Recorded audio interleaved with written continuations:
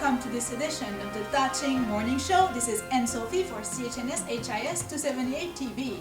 So we're starting off today with some breaking news from the Beijing execution ground, where the infamous rebel Zhong Renjie got sliced up earlier this morning.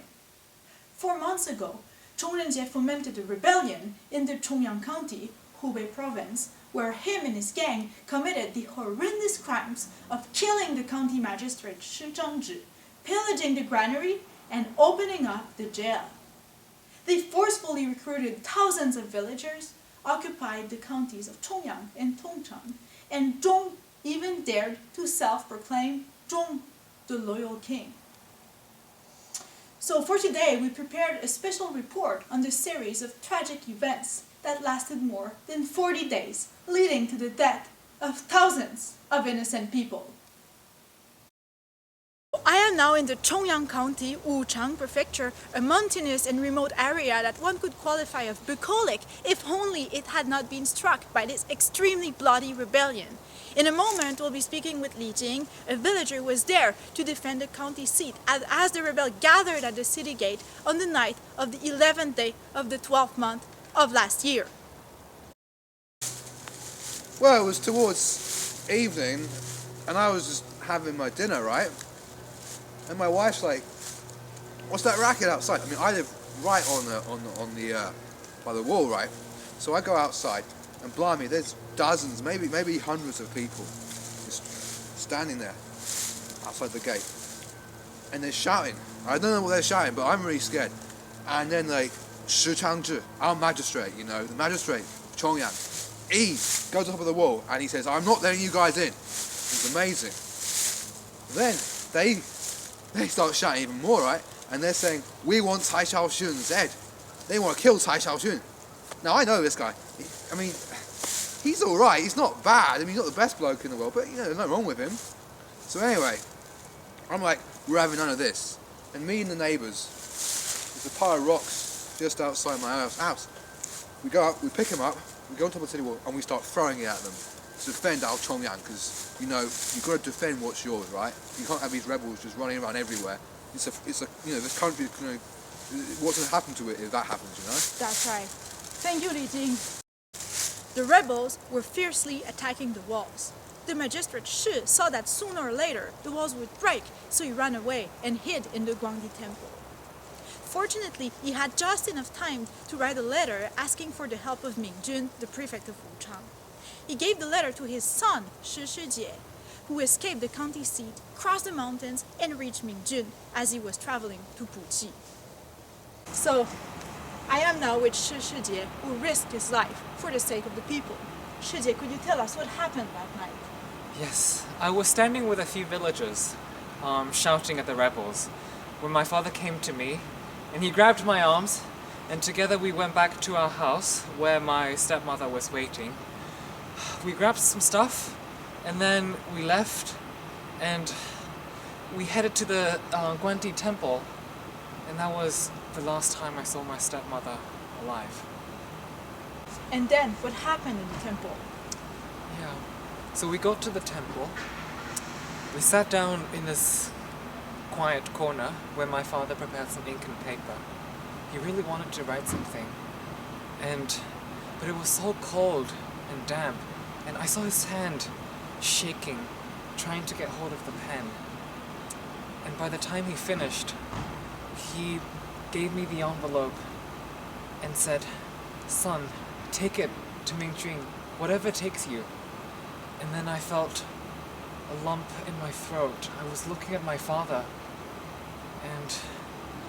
but I knew I had to do it. So I rushed out of the temple, and that was the last time I saw my father. A few hours later, the rebels erupted into the county seat, frantically searching for their enemy number one, Cai Xiaoxun. Cai was found and perished in the hands of the bandits, along with his family members. But killing their enemy was not enough for these bloodthirsty rebels who started searching for the magistrate Shi. It did not take long before they entered the Guangdi temple and encountered the poor Shi. They tried to coerce him into writing an official letter to obtain the liberation of her friend, Jin Tai-he. But when they found out that the seal was gone, Renjie could not contain his anger and ordered the murder of the magistrate Shi, who died cursing the miscreants. Thanks to Shi Shijie, the news of the rebellion broke out of Chongyang and reached Mi Jun, who reported to Yu Tai, the governor-general of Huguang, who then memorialized to the emperor. Imperial troops were immediately dispatched to put down the rebellion, but this was not an easy task. The rebels marched on Tongchang, and villagers were coerced into joining their ranks as the bandits spread throughout rural areas, pillaging postal stations and granaries. On the 16th day of the first month of this year, they even attempted to seize Puqi, but were defeated by our great army.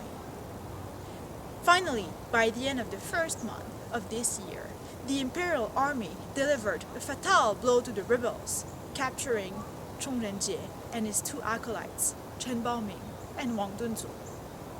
That was Anne-Sophie reporting from Chongyang for CHNS HIS 278 TV.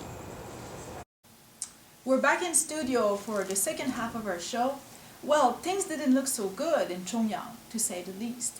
But what could have been the cause of this awful rebellion? Renjie, after all, was an educated man. He had passed the county-level examinations 15 years ago. Chen Baoming and Wang Dunzu also held county-level degrees. But early on, Zhong chose to put his skills at the service of rascals engaging in unlawful activities.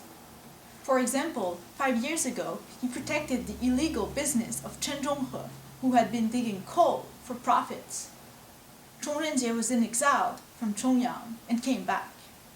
Shortly after, he got involved in the events leading to this year's rebellion.